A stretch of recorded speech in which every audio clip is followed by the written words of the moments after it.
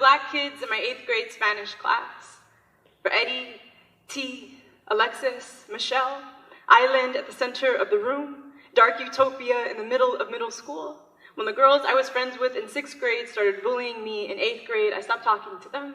In retaliation, they pushed me in the halls, shoved my books out of my hands and talked shit, loud, in class, for everyone to hear. Worst of all, they made fun of my Spanish. So I drifted to sit with the black kids, and it was there, in the classroom of Senora Quiñones, the 4 desks in the middle of the room, I could unveil my whole self without shame. For the group of people who helped me find my natural rhythm, who taught me to trust it, to be black and laugh with my whole body.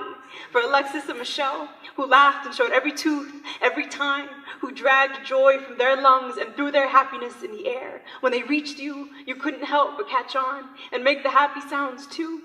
For T, who chuckled at my jokes, wrote the lyrics to Roses by Kanye West in my notebook so I would fall in love with hip-hop too. And for Eddie, the quiet brother, taking notes in the back, who once shouted, "Where the hell is my pinche cuaderno?" so loud. All us black kids shouted, then laughed, till tears poured out like music notes, and there we were, filling the space with the sound of us again. The descendants of slaves have always been the kindest to me. Eddie and I were the only ones good at Spanish. The others were good at being free. Blackness, the gift my father gave me, is the most human thing I have ever been blessed to be. Bond that cannot be broken should we choose it over supremacy. I have never needed a country to love me, just black people.